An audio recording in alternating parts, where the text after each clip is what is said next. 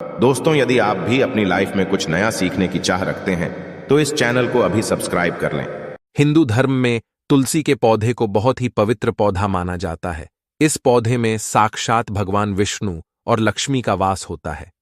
भगवान विष्णु तुलसी पत्र के बिना किसी भी प्रकार का भोग स्वीकार नहीं करते हैं।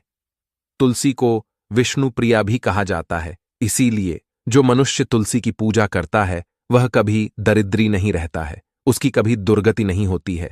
ऐसा मनुष्य घोर पाप करने पर भी नरक में नहीं जाता है। तुलसी को मात्र जल देने से क्या फल मिलता है, आइए जानते हैं इस महान कथा के माध्यम से। एक बार देवी सत्यभामा भगवान श्री कृष्ण से पूछती है, हे स्वामी, आप तो तीनों लोकों के स्वामी हैं, फिर भी आप इस तुलसी के पौधे की पूजा क्यों करते हैं? इसे नित्य जल क्यों चढ़ाते हैं? मैं इस पौधे को जल चढ़ाने का महत्व जानना चाहती हूं। तब भगवान श्री कृष्ण कहते हैं, हे देवी सत्यभामा, तुलसी साक्षात लक्ष्मी का ही रूप है। इसकी नित्य पूजा करने के करोड़ों फायदे हैं। इसे जल चढ़ाने मात्र से ही मनुष्य के करोड़ों पाप नष्ट हो जाते हैं। तुलसी को जल देने का महत्व बताने से पहले मैं तुम्हें एक अत्यंत प्राचीन कथा सुनाता हूं। इस कथा के माध्यम से तुम्हें तुम्हारे सारे प्रश्नों के उत्तर मिल जाएंगे, इसीलिए तुम इस कथा को ध्यान से सुनो। श्री कृष्ण कहते हैं, हे देवी, जो भी मनुष्य केवल इस कथा का श्रवण कर लेता है उसे 100 वर्षों तक तुलसी को जल देने का फल प्राप्त होता है। देवी सत्यभामा कहती है, हे प्रभु, मैं इस कथा को अवश्य सुनना चाहती हूं। आप मुझे वह कथा सुनाइए, मैं इसे पूरे ध्यान से सुनूंगी। तब भगवान श्री कृष्ण देवी सत्यभामा को तुलसी को जल देने के महात्म्य की कथा सुनाते हैं। हे देवी सत्यभामा, इस विषय में एक प्राचीन इतिहास है जो बहुत ही उत्तम और पुण्य फल प्रदान करने वाला है। पूर्वकाल की बात है, अवंतीपुरी में धनेश्वर नाम का ब्राह्मण रहता था।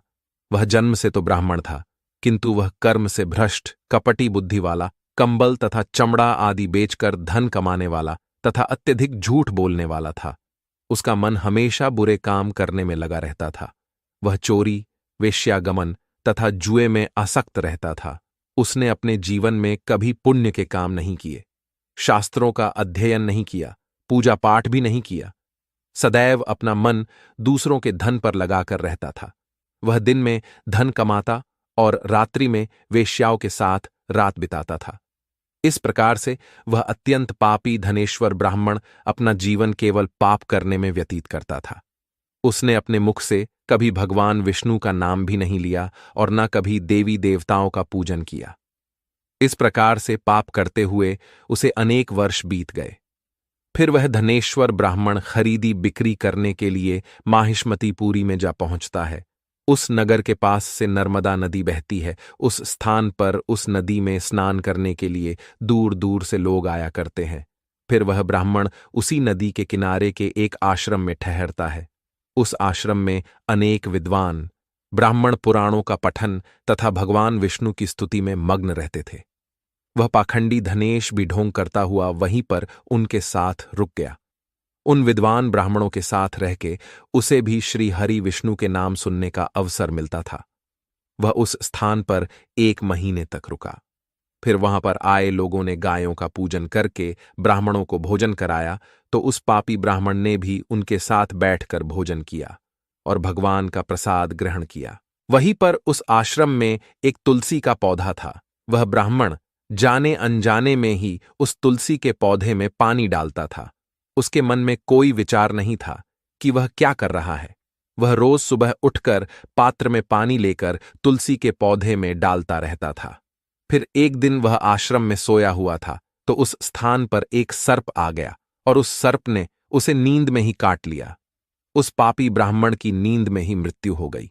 सुबह जब अन्य ब्राह्मणों ने उसे बेहोश अवस्था में देखा तो उन्होंने उसके मुख में तुलसी पत्र और तुलसी का जल डाल दिया। फिर सभी ब्राह्मणों को पता चला कि उसकी मृत्यु हो गई है। उस पापी ब्राह्मण की मृत्यु के बाद उस स्थान पर यम के दूत प्रकट हुए और उसे पकड़कर यमलोक ले जाने लगे। रास्ते में जाते हुए वह ब्राह्मण विलाप करने लगा और यमदूतों से कहने लगा, हे यमदूतों, मुझे कहाँ ले जा रहे हो? मेरी मृत्यु किस कारण से हुई है? तब यमदूत कहने लगे, अरे दुष्ट ब्राह्मण, तूने जन्म से लेकर मृत्यु तक बहुत पाप किए हैं। तेरे पापों के कारण ही तुझे एक काले सर्प ने काट लिया और तेरी मृत्यु हो गई है। अब हम तुझे यमलोक लेकर जा रहे हैं। वहां पर यमराज तेरे पाप कर्मों का लेखा जोखा देखेंगे और निश्चित ही तुझे वे नरक में डालेंगे। फिर वह ब्राह्मण जोर जोर से विलाप करने लगा और उन यमदूतों से क्षमा याचना करने लगा, किंतु यम के दूतों को उस पर जरा सी भी दया नहीं आई और वे उसे पीटते हुए यमलोक लेकर गए। जब यम के दूत उस ब्राह्मण को लेकर यमराज के सामने पहुंच गए तो यमराज के पास बैठे हुए चित्रगुप्त ने उस ब्राह्मण के जन्म से लेकर मृत्यु तक के कर्मों का लेखा जोखा निकाला और यमराज से कहने लगे, हे महाराज, इस ब्राह्मण ने तो बचपन से लेकर मृत्यु तक पाप ही पाप किए हैं। इसने कोई पुण्य का काम नहीं किया है।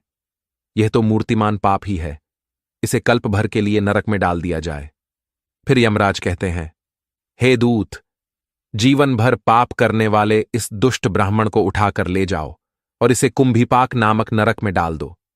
यमराज के आदेश का पालन करते हुए वे यम के दूत हंसते हुए उस पापी ब्राह्मण को लेकर चले गए और उसे मुदगरों से पीटने लगे, जिससे उस ब्राह्मण का मस्तक टूट गया और वे उसे कुंभीपाक नामक नरक में ले गए।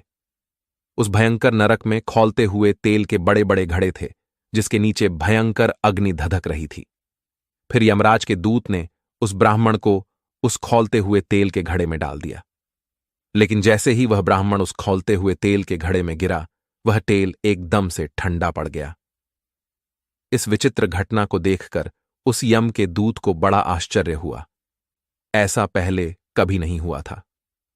उसने कितने ही पापियों को उस तेल के घड़े में डाला था, वे सभी उस खौलते तेल में गिरकर छटपटाने लगते थे, लेकिन जैसे ही वह ब्राह्मण गिरा, वह तेल अचानक से शांत और शीतल हो गया। इस आश्चर्य को देखते ही वह यमदूत तीव्र गति से दौड़ता हुआ यमराज के पास पहुंच गया। यमराज ने पूछा, हे दूत, क्या बात है, इतनी तीव्र गति से दौड़ते हुए क्यों आ रहे हो? फिर वह दूत कहता है, हे यमराज, आपने जिस ब्राह्मण को कुंभीपाक में डालने के लिए कहा था, जैसे ही हमने उसे कुंभीपाक नरक में डाल दिया, नरक की अग्नि बुझ गई और वह खौलता हुआ तेल भी ठंडा पड़ गया। फिर यमराज कहते हैं, हे दूत, यह तो बड़ी ही विचित्र घटना है। ऐसा तो पहले कभी नहीं हुआ। यमराज विचार कर रहे होते हैं, तभी उस स्थान पर देवर्षि नारद पधारते हैं। देवर्षि नारद को देखकर यमराज अत्यंत प्रसन्न होते हैं और उन्हें प्रणाम करके उनका स्वागत करते हैं। फिर यमराज नारद जी से कहते हैं, हे देवर्षि, आप उचित समय पर आए हैं।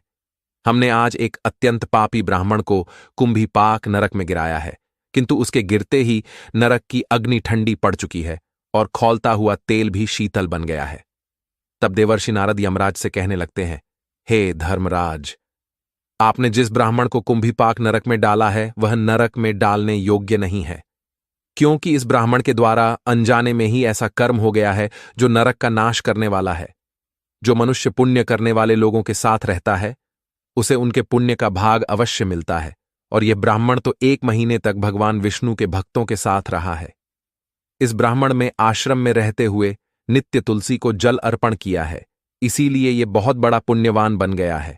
इसके समस्त पाप नष्ट हो गए हैं। यह ब्राह्मण अब विश्वलोक जाने का अधिकारी बन गया है। इस ब्राह्मण ने अनजाने में ही इतना पुण्य कमाया है जो जन्म जन्मांतरों में मनुष्यों को प्राप्त नहीं होता है। इसीलिए आप इसे नरक में न पकाओ। इस ब्राह्मण के पापों के लिए इसे केवल इतना दंड दो, इसे नरक लोक का दर्शन कराओ। देवर्षि की बात सुनकर यमराज अत्यंत प्रसन्न होते हैं और ब्राह्मण को कुंभीपाक नरक से निकालकर लाते हैं और अपने दूतों से कहते हैं, हे दूत, इस ब्राह्मण महात्मा को ले जाओ और संपूर्ण नरकों का दर्शन कराओ। फिर यम के दूत उस ब्राह्मण को ले जाते हैं और संपूर्ण नरकों का दर्शन कराने लगते हैं। भगवान श्री कृष्ण कहते हैं, हे देवी सत्यभामा, इस प्रकार से यम के दूत उस ब्राह्मण को संपूर्ण नरकों का दर्शन कराते हैं और यक्षलोक में ले जाते हैं, और फिर वह ब्राह्मण एक यक्ष बन जाता है। श्री कृष्ण कहते हैं, हे देवी, वनस्पति नाम तुलसी, मासा नाम कार्तिकः प्रिय, एकादशी तिथि नाम च क्षेत्राणाम द्वारका मम। वनस्पतियों में मुझे तुलसी प्रिय है, मास में कार्तिक मास, तिथि में एकादशी और क्षेत्र में मुझे द्वारका प्रिय है। इसीलिए जो मनुष्य नित्य तुलसी की पूजा करता है, तुलसी को जल देता है, वह मुझे सबसे अधिक प्रिय है। उस मनुष्य की कभी दुर्गति नहीं होती है, वह कभी नरक में नहीं गिरता है। जिन घरों में तुलसी का पौधा सदैव ही हरा भरा रहता है, उस घर में सुख, शांति और समृद्धि बनी रहती है। भगवान विष्णु की पूजा में और उन्हें चढ़ाए जाने वाले भोग में तुलसी के पत्र अवश्य होने चाहिए, क्योंकि तुलसी पत्र के बिना भगवान विष्णु किसी भी प्रकार का भोग स्वीकार नहीं करते हैं। इसीलिए प्रत्येक घर में तुलसी का पौधा अवश्य होना चाहिए। अगर आपके घर में तुलसी है तो सुख, शांति और समृद्धि के लिए तुलसी को चुनरी अवश्य चढ़ानी चाहिए। हमेशा ध्यान रहे कि तुलसी का पौधा चुनरी के बिना अधूरा होता है। तुलसी केवल एक पौधा नहीं है, बल्कि वह देवी है, विष्णु पत्नी है। इसीलिए तुलसी को चुनरी अवश्य ही चढ़ानी चाहिए। इससे पति पत्नी में प्रेम और विश्वास बढ़ता है। घर में रहने वाली महिलाएं सदा सुहागिन और सौभाग्यशाली रहती है। तुलसी का विवाह भी अवश्य करना चाहिए। इससे मनुष्य के सभी दुखों का अंत होता है और सांसारिक जीवन सुखमय बीतता है। तुलसी के पौधे के पास अपने मुख से अपशब्द नहीं बोलने चाहिए। तुलसी के पास भूल से भी जूते, चप्पल अथवा झाड़ ढू पोंछा नहीं रखना चाहिए। इसे पाप माना गया है। जहां पर तुलसी का पौधा हो, उस स्थान के आसपास थूकने से घोर अनर्थ होता है। तुलसी के पास जल से भरा हुआ पात्र भी नहीं रखना चाहिए। तुलसी के पौधे के पास दीपक जलाने के बाद दीपक को वहां से हटा देना चाहिए, क्योंकि तुलसी के नीचे बुझा हुआ दीपक रखना अशुभ माना जाता है। जिस स्थान पर भी तुलसी का पौधा होता है, उस स्थान को हमेशा ही स्वच्छ रखना चाहिए। इसीलिए नियमित रूप से तुलसी के पौधे का पास साफ सफाई का ध्यान रखें।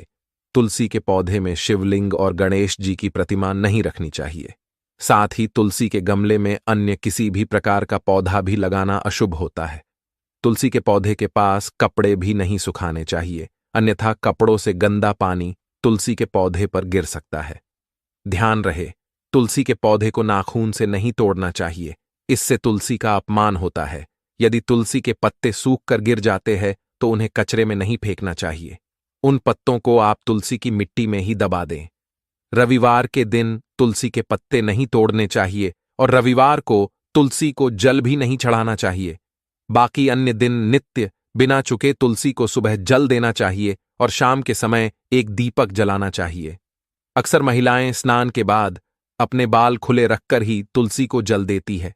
ऐसा करना गलत होता है। महिलाओं को हमेशा ही अपने बाल बांधकर माथे पर सिंदूर लगाकर ही तुलसी में जल देना चाहिए। इससे तुलसी का आशीर्वाद प्राप्त होता है। घर में तुलसी का पौधा लगाते समय ध्यान रहे कि इसके लिए गंदी मिट्टी का उपयोग न करें। तुलसी के पौधे के लिए शमशान की अथवा गंदगी वाले स्थान की मिट्टी का कभी उपयोग नहीं करना चाहिए। इससे तुलसी मां रूठ जाती है और सूखने लगती है। तुलसी का पौधा कभी गंदे स्थान पर नहीं लगाना चाहिए, जैसे नाली अथवा बाथरूम के पास तुलसी का पौधा कभी नहीं रखना चाहिए। अन्यथा गंदा पानी तुलसी के पौधे में गिर सकता है, जो बहुत ही अशुभ माना गया है। घर में तुलसी का पौधा कभी सूखना नहीं चाहिए। शास्त्रों में ऐसी मान्यता है कि तुलसी का पौधा सूखना अकाल मृत्यु की सूचना देता है। घर में तुलसी का पौधा सूख जाए तो घर की सुख समृद्धि खत्म हो जाती है। सूखी हुई तुलसी में मां लक्ष्मी का वास नहीं होता है। शास्त्रों के अनुसार मासिक धर्म के दौरान महिलाओं को तुलसी के पौधे में पानी नहीं डालना चाहिए और तुलसी को स्पर्श करना भी वर्जित है। तुलसी को बिना स्नान किए जल नहीं देना चाहिए और पैरों में चप्पल आदि पहनकर भी तुलसी को जल ना दे। तुलसी को जल देते समय ध्यान रहे कि वह जल आपके पैरों पर ना पड़े। इससे तुलसी का अपमान होता है। श्री कृष्ण कहते हैं, नित्य तुलसी के दर्शन से मनुष्य को स्वर्ग की प्राप्ति होती है और तुलसी पत्र के सेवन से उसके सभी पाप नष्ट हो जाते हैं। तुलसी का पौधा हमेशा ही घर के सामने लगाना चाहिए। इसे पूर्व अथवा उत्तर दिशा में लगाना सबसे अधिक शुभ होता है। तुलसी के पास मरुस्थलीय पौधे रखना बेहद अशुभ माना जाता है। ऐसे पौधों से नकारात्मक ऊर्जा निकलती है। शास्त्रों में कहा गया है, जिन पौधों से हरी भरी कलियों की उत्पत्ति ना हो, उसके स्थान पर कांटे निकलते हो, तो ऐसे पौधों को तुलसी के पास कभी रखना नहीं चाहिए। शास्त्रों में केले के पौधे का विशेष महत्व बताया गया है। अगर तुलसी के पास केले का पेड़ लगा देते हैं तो कई गुना अधिक लाभ प्राप्त होंगे। केले के पेड़ में भगवान विष्णु का वास होता है। इसे तुलसी के पास लगाने से घर में सुख समृद्धि आती है। तुलसी के पौधे में शालिग्राम भी अवश्य रखना चाहिए। तुलसी के गमले में शालिग्राम रखने से तुलसी का और भी अधिक शुभ प्रभाव आपको देखने को मिलेगा। शालिग्राम भगवान विष्णु का निराकार रूप माना जाता है। यह काले रंग का पत्थर होता है जिसे विलक्षण और मूल्यवान माना गया है। इसे अगर तुलसी के गमले में रखेंगे तो आपके घर से संपूर्ण नकारात्मक ऊर्जा नष्ट हो जाएगी। घर में केवल एक ही शालिग्राम की पूजा करनी चाहिए। पुराणों में कहा गया है, भगवान विष्णु की मूर्ति से कई ज्यादा उत्तम होता है शालिग्राम की पूजा करना। शालिग्राम को चंदन लगाकर उस पर एक तुलसी का पत्ता रखना चाहिए। प्रतिदिन शालिग्राम को पंचामृत से स्नान कराना चाहिए। ऐसा करने से सभी जन्मों के पाप नष्ट होते हैं। शालिग्राम सकारात्मकता और सात्विकता का प्रतीक होता है। तो दोस्तों, इस प्रकार से भगवान श्री कृष्ण ने देवी सत्यभामा को तुलसी के पौधे को जल देने का महत्व बताया है और घर में तुलसी का पौधा लगाने के नियम बताए हैं। आपको यह कथा कैसी लगी कमेंट करके जरूर बताएं। जानकारी अच्छी लगी तो वीडियो को लाइक जरूर करें। साथ ही कमेंट में जय श्री कृष्ण और जय मां तुलसी जरूर लिखें। आपसे विनती है कि आप इस चैनल को सब्सक्राइब जरूर करें ताकि ऐसी ही आध्यात्मिक जानकारी आपको प्राप्त हो। आप सभी का धन्यवाद।